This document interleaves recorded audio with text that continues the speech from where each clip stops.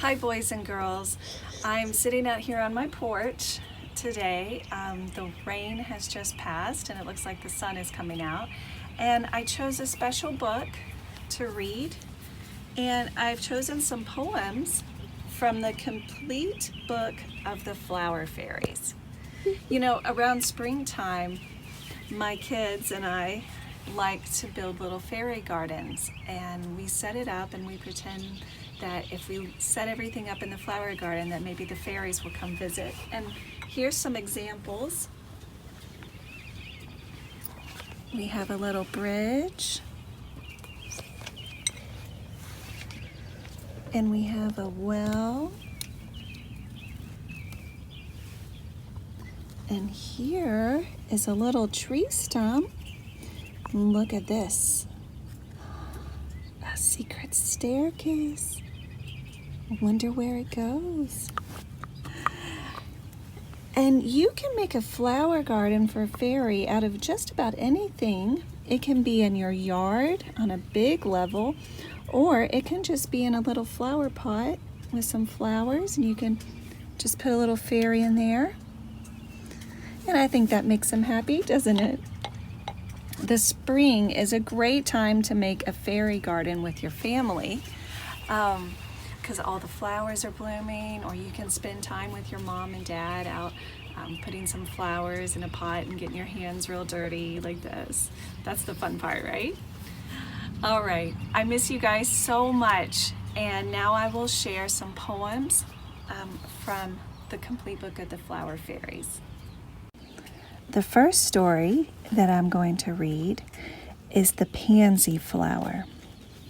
Do you have any pansies at your house? How about later you go and see if you can spot any pansies out in your yard or maybe on someone's porch. The Song of the Pansy Fairy. Pansy and petunia, periwinkle, pink. How to choose the best of them? Leaving out the rest of them, that is hard, I think. Poppy with its pepper pots, Palanthus pea, though I wouldn't slight the rest, isn't pansy quite the best for pea. Black and brown and velvety, purple, yellow, red, loved by people big and small, all who plant and dig it all in a garden bed.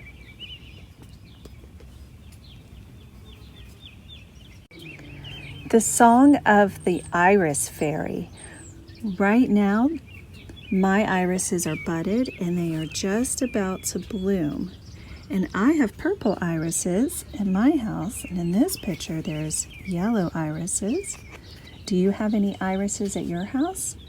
If so, I bet they are in bloom right now. So this is the Song of the Iris Fairy. I am Iris.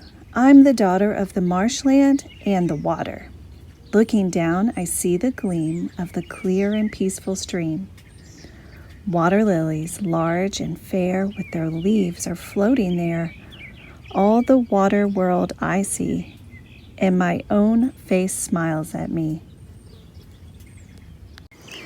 The last poem that I'm going to read to you is the Song of the Wild Cherry Blossom Fairy.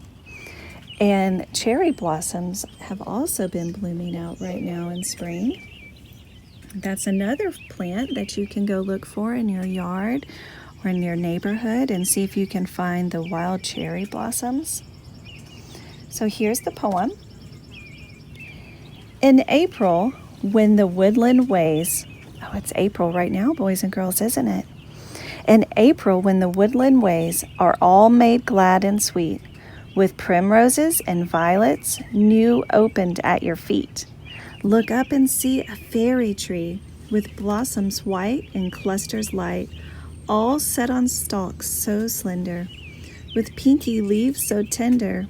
Oh, cherry tree, wild cherry tree, you lovely thing to see. Well, boys and girls, I know that we thought we were going to get to see each other pretty soon, but it looks like it's going to be a little longer.